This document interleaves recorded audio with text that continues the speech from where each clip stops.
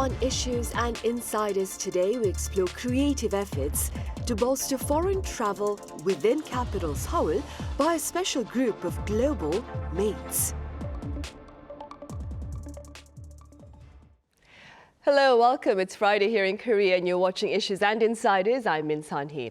Today I have a pair of special guests who are actively working to share the capital city's many charms with the rest of their global counterparts. For this, I have Darryl Bilbao from Seoul Tourism Organization here in the studio. Darryl, it's a pleasure to have you here. Yeah, thanks so much for having me. It's great. It's a pleasure.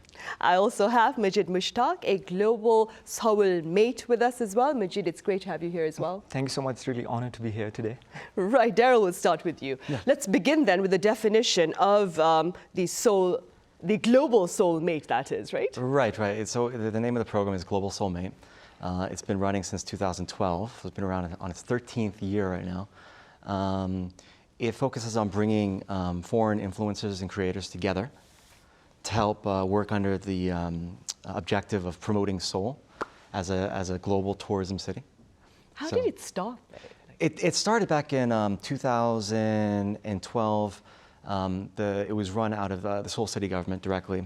And then around 2019, when STO, Seoul Tourism Organization, became an official city government organization, then we took over. And initially, when it first began, it was more like of a social group, like a cultural exchange group. We have workshops and try to provide experiences and stuff. And then it quickly branched into becoming that of a group for influencers and involving them much more actively in promoting the city of Seoul. Right. I understand that interest in Global Seoul Mate has been especially high this particular year. Yeah. Is there a reason for that? Oh, this is so. This year we had 150, about 146 Global Seoul Mates, 150. There were a total of almost 850 applicants, which is like the highest we've ever had so far. I think one of the reasons is that everyone has a story to tell. Since during the pandemic, there was a big shift in trends, tourism trend, travel trend. It went from one of the biggest shifts or transformations was going from groups to individuals. So in individuals, you have just solo travelers, you have families, you have couples, whatever. But because of that shift, the interest, it quickly changed from the mainstream Gyeongbokgung Palace or Namsan Tower to what's in the back streets, where do the locals go, and that shift in interest eventually kind of branched out to creators as well. And so now everyone, they kind of have their own story to tell. And I think that's one of the motivations that people have when it comes to joining our program, is that they want to try and share their story and while being part of the GSM, because it's been around for so long and it has such a strong kind of long-standing reputation. So I'm proud of the program as well. It's been great to have all our members together with us. Right, so you had 850 applicants this particular year. Yeah, right. And you picked 146, 150? It was around 150. Around 150 Global Seoul Mates. Yeah. And among them is our friend Majid Mushtaq. You are a Global Seoul Mate now. Could you tell us a bit about why you applied and what you're interested in? Yeah, okay, so let me start by a very popular and famous quote. It goes like, if Seoul was a lady, I would have proposed her by now. Mark Twain never said it, I did basically. But I mean, I love Seoul so much, so wherever I go, I always say this quote, like literally, if Seoul was a lady, I would have proposed her by now. Because I mean, Seoul is a wonderful city. There's everything for everyone in every time of the year. Whether you go to the Namsan Tower, whether you go to Lotte Tower, from Gyeongbokgung Palace to DDP, from Bukchan Hanok Mall, like it has got everything for everyone, and you never get bored. So through my social media, I have always been sharing my love for Seoul, and through my Instagram and on my YouTube, and a lot of people all over the world were watching it, and they were supporting it, and they got interested in Seoul and they really wanted to move to Seoul also. And then I was looking for a platform through which I can also connect with like-minded people, and so that I can also not only just connect with them, create content together, like build a community like a family. So when we were talking about Global Seoul Mate, I consider them like a family. Like they are, like we were, everyone having the same passion to share our love for Seoul. Anyways, then I applied for Global Seoul Mate in 2018. 2020. In 2019, I was first joined in 2019, and then I'm one of the OGs. I'm the just she here these days. You're older than. Yeah, I'm really old, and I'm really proud to share my love for Global Seoul Mate, and I'm really proud that all the other Global Seoul Mates, the work they have been doing. If you see on Instagram and on YouTube, literally everyone who watches those videos will at least once in a lifetime they would really want to come to and visit Seoul one day. Good to know. Majid, speaking about the work then, when you are creating content for your platform. Yeah, basically YouTube, yeah. For YouTube. So you were already an influencer before you applied. Yeah. Maybe let me share how it started. So I was, in 2018, I was in New Zealand at that time. I was traveling all over the world. I went to Australia and then in New Zealand. And then I was like, at that time I had been to 20 countries all over the world. And I was like, being on a Pakistani passport, if I can travel, maybe other Pakistanis can travel too. So I started, I was in New Zealand, in Auckland, and I recorded a video and telling other people how they can apply for visa, let's say for New Zealand. And surprisingly, a lot of people, like 10,000 people watched that video in 2 days. And I'm like, wow, like there's a huge potential on YouTube. And when I came back to Korea, I started sharing my love for Seoul on YouTube. So that's how I started beginning my journey on social media. Right, Yeah. I see. And before we talk more about that then, Darryl, could you tell me a little bit about how these Global Seoul Mates are selected? Yeah, I mean, it's with so many talented creators that kind of apply to our program, it's really hard to choose among them. And again, we're not like arbitrarily choosing. We have a lot of people involved. It's a multi-tier process. So we try to select people that are interested fundamentally in tourism and travel. And that they have a story to tell, like in their feed, and also like in the application, there are several questions, a questionnaire about how they want to promote Seoul. And so we review all of those, and it's a very thorough and kind of very time-taking process. So we kind of go through all that, and then we eventually kind of pick only 150 people. Of the 150, it's 100 that are dedicated towards Instagram, and if mainly pictures or reels, and then 50 that are dedicated towards like YouTube, TikTok, and video content. So that's the way it's kind of divided. So we really would like to choose more, but we're also limited. There's budget constraints, there's program constraints. So I think that's one of the things we're trying to work around now. So is that in the future, maybe from next year, we can try to work towards picking more people so they can be a part of the program, because it was so hard to choose among just 850 people, break it down to 150. I'm sure. It was It extremely must have been a difficult daunting task. Yeah. Right. And that being said, Majid, do tell us a bit about what your priorities now in creating content about Capital Seoul. Okay, so average attention span of a person is decreasing day by day. Like it's up to like maybe 10 seconds. So like Darryl said, like I'm in the YouTube category, and of course we have amazing content creators who are creating short form video content. But my priority as a YouTube creator, I definitely want to make long form videos about Seoul. But still, my priority is to still make them interesting somehow. People, of course, they want to scroll, but I want them to hook to a video of, let's say, 10 minutes long video. So my priority is to make it look interesting and make it look casual and very authentic, like me sharing my love for Seoul, about the places that I visit, the activities that I do in Seoul, and the festivals that I attend. So that's my main priority. So making people watch the long form videos about Seoul also.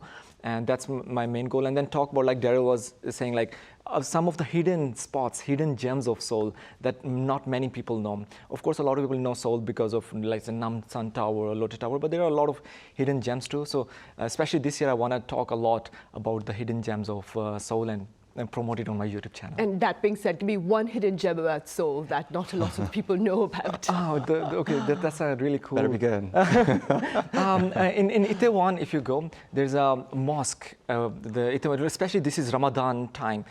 Not many foreigners, when they come to Seoul, I guess it's a very beautiful place to visit, especially for the religious aspect also, and also the view from there to the whole city, it's a beautiful one. So not many people know that, let's say. Right, across So, the bridge into the Gangnam side, Yeah, right? I yes. think I took a walk around that area. I'm sure you love it. Right, it was very beautiful. Majid, I understand that you also garnered gold last year, is it, for correct. your YouTube video on Seoul. Could you tell us a bit about that particular video and why do you think you garnered gold there? Is it okay to brag about myself? A little bit, yes, why not, please? Okay. You received gold. Let's do it. Okay, for me, I guess, like, first of all the content creators, all the Global Seoul Mates, they did create amazing content. But I say the reason why I got gold was two reasons. First of all, my love for Seoul, and secondly, my dedication for the Global Seoul Mate program. So when I talk about my love for Seoul, of course, I was creating content that a lot of people liked. Like, people shared my content a lot, they were liking my videos a lot, and I got huge number. There was a video that reached like 1 million views on YouTube about Seoul. It was about the Seoul Sky Bridge also. So people actually liked my content a lot, and that actually helped me to get the gold. And the second main reason, I would say, my dedication for Global Seoul Mate program was that, like Darryl was talked about, like we have missions every month, the Global Seoul Mate. So every month we are given some missions, and those missions are divided into two categories. One is mandatory and one is optional. So mandatory ones, every Global Seoul Mate has to do that mission, and the mandatory ones are kind of optional. But for me, I was doing mandatory ones and optional ones. And Darryl, there was a time, I don't know if you know, but they were like, sometimes there were 2 optional missions. I was doing 2 optional missions along with the mandatory one. So I was really dedicated to the Global Seoul Mate program. And I remember in August, we were supposed to attend the Summer Beach Festival in Gwanggwamun Play Square.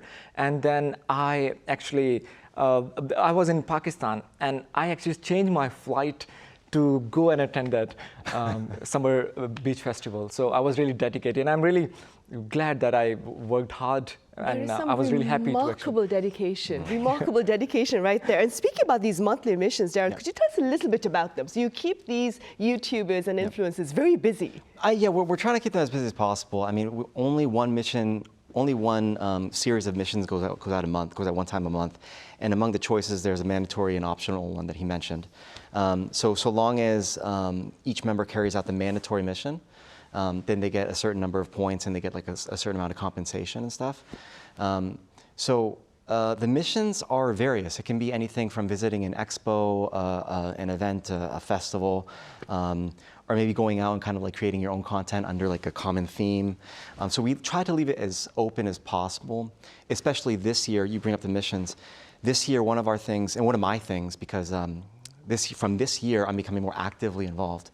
I'm trying to push for our mission kind of creation to be not just like us, dragging people along. Like, you do this, go do that. Instead of doing that, I want to receive kind of feedback from our GSM real time, and try to incorporate their ideas into our missions as much as possible. And I think that's the way that our program has to operate in order for it to really fulfill its original objective and purpose to help work as a community promoting the city of Seoul. Right, of course. And speaking about promoting Seoul, could you walk us through some of the milestones of this program, the Global Seoul Mate? As you mentioned, it began in the year 2012. Yes, correct. So in 2012 it began. It was run out of, managed directly out of Seoul City, Seoul Metropolitan Government. And it started, again, as I maybe mentioned before, the cultural exchange kind of thing, providing experience programs and this and that. It was just very casual. It wasn't about content at all. It was just about experiencing, kind of meeting, Koreans and foreigners together in one spot. And then as the time grew, it became, especially once we took more control in 2019, it became our project. We realized how much potential there is for these creators and influencers to kind of work together with us in promoting Seoul tourism. So I'd say milestones would be like kind of 2012 when we first started, 2019 when we took it over officially, and then even this year, with us having a record number of applicants, near 150, there's been significant kind of points that we've hit along the way that have really shown us what this means to people that want to partake in a program, and the foreigner community as well. Because I think, honestly, there is no promotion of Seoul without the foreigner. Foreigner is such a, I don't like the term foreigner. I want to say like non-Korean national or something. But Foreign friends. Foreign friends, even, I don't know. It's so hard. But there is no promotion without them. You know, without people like me, without people like Majid, where we work, we are what help kind of proliferate the image and idea of Seoul tourism to the world. So I think, and with me being a part of that from the inside, I'm working as hard as I can to kind of share that perspective, and even if it means kind of bickering and fighting a little bit, that's fine. There's productive fighting as well, productive bickering. So I try to do that as well to kind of push us in the right direction that's more global, that's more communicative, and that's more open to the foreign community and also the global community as a whole. Right, and speaking as one resident of capital Seoul, I thank you very much for your endeavor. And Majid, speaking as a Global Seoul Mate, now you've spoken about your immense love for capital Seoul, and if I were to ask you to pick one appealing aspect about the capital city, what would you highlight? Sunny, you know, like I can talk for hours He can, when it comes to Seoul. I love the city time. so much. Okay, one aspect, if you say, I would say the city, you never get bored in the city.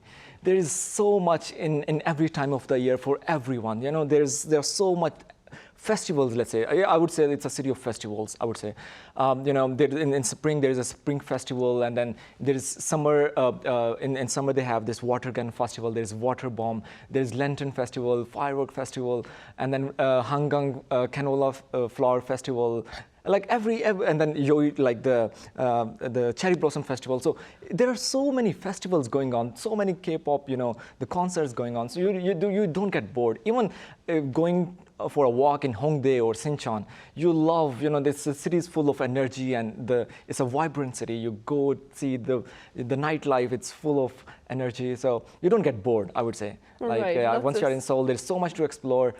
Even like, you know, if you have been, like I've been living in Korea for 8 years, and still like as part of Global Seoul Mate, every month we are given some new missions, and I consider myself as a traveler because there are so many places to visit. So yeah, this city never bores you. Right, lots of sights and sounds. And that being said, Darryl, what are some of the program's future plans for this particular year then? Well, I mean, I think one of the biggest influences we have on the program right now is a lot of tourism policy, especially, or tourism kind of direction. Industry direction is based off Seoul policy. So one of the big policies coming out of Seoul is the 3377 initiative, which by certain, I think it was 2027, if I'm correct. The 3377 stands for like the 4 different goals of the objective. So the first 3 be something like for us to reach an annual number of tourists or travelers by an annual number of 30 million tourists or travelers a year. And then the second 3 would be for each traveler or tourist during their stay in Seoul, for them to spend around like kind of 3 million won during their stay.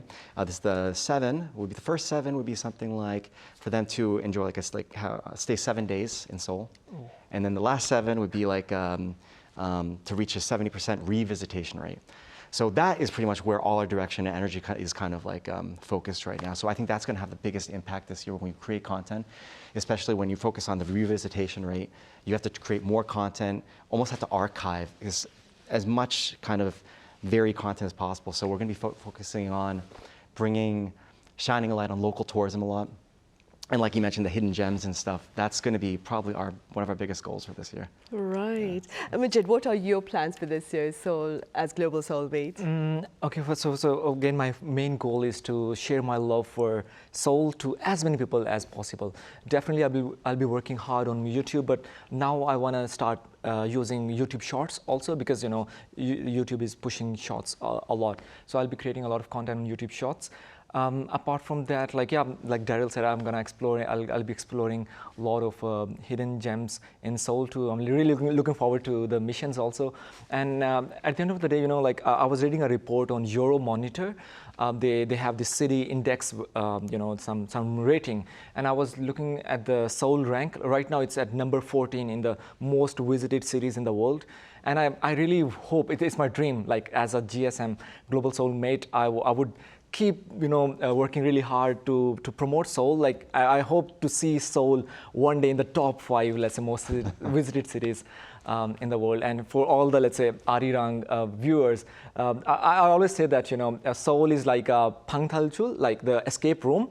Like you come, you enter to Seoul. It's so much fun. There's excitement. You do missions together. You meet people. It's always fun. There is one difference. In the real life escape room, you wanna leave. You wanna go out. But when it comes to Seoul, you fall in love with the city so much that you don't wanna go out. You're not in search of the exit. And then if you guys haven't visited Seoul, please come visit, and I'm sure you guys are gonna love this city a lot. Thank you for those words. And once Seoul hits above, within the top 5, perhaps you can join us again on the show. I would love to. All right, Majid, thank you so much for your time and your thoughts. Thanks a lot. And Darryl, thank you very much for your efforts. Thank you. Thank you so much. Right, well, that ends this edition of Issues and Insiders. Thank you for watching. Have a great weekend.